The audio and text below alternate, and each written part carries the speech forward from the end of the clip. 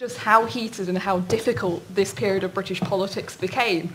And Meg and I wrote the book aiming in large part to explain the twists and turns of what happened and to dispel some of the myths that have grown up around it since.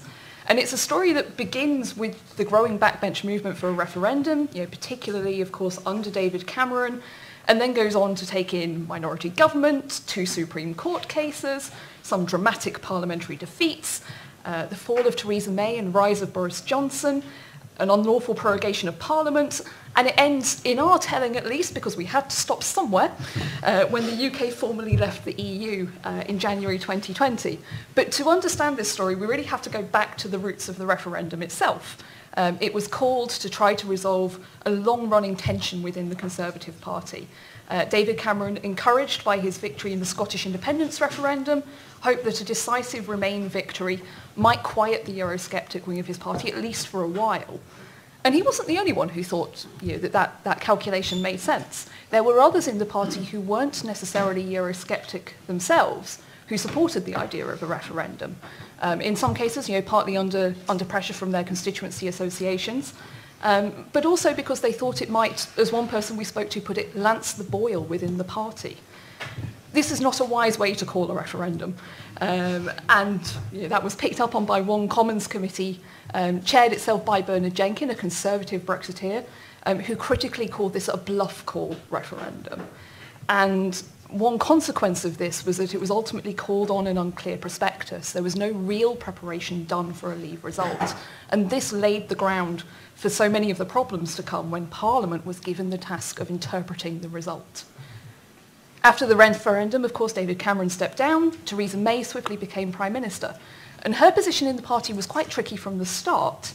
The joint implosion of the Johnson Gove ticket in 2016, added on to the very bruising experience of the referendum campaign itself, left the party feeling quite traumatised. May was chosen in part as a kind of a reassuring option, a competent politician who knew the party well. And Amber Rudd, in an interview with UK and Changing Europe, referred to this as being like holding nurse's hand after a really difficult period. But that wasn't the same thing as having a really deep bedrock of support and enthusiasm for Theresa May, and she ended up in a difficult position. The ERG in particular was at times suspicious because of her backing for Remain, albeit that had been quite low-key during the campaign. And under pressure, May drew red lines that boxed in her room for manoeuvre in the negotiations. But meanwhile, some others in the party, who had been Remain supporters, started to get concerned about what they saw as potentially a closed style, a no-running commentary approach, and started to push for Parliament to have a more active role in overseeing the negotiations. So the seeds of later difficulties, some of these things that would become very evident in kind of late 2018, early 2019, were there almost from the start. And then the 2017 general election made things far more difficult again. Theresa May lost her majority and was fatally weakened within her own party. There was real uncertainty for a while about whether she was going to be ousted as party leader. And of course she was weakened in Parliament. The new parliamentary arithmetic was by no means in her favour.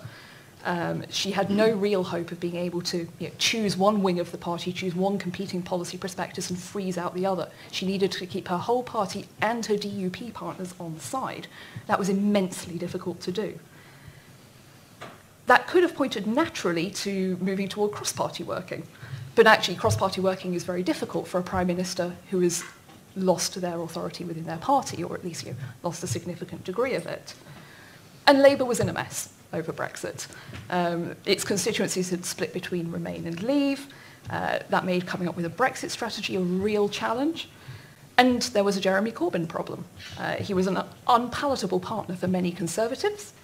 And he lacked support in his own parliamentary party, which had tried to oust him in the weeks after the referendum and failed.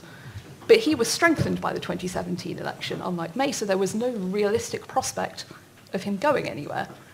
So this created a very unclear path forward. And at that point, I'll hand over to Meg.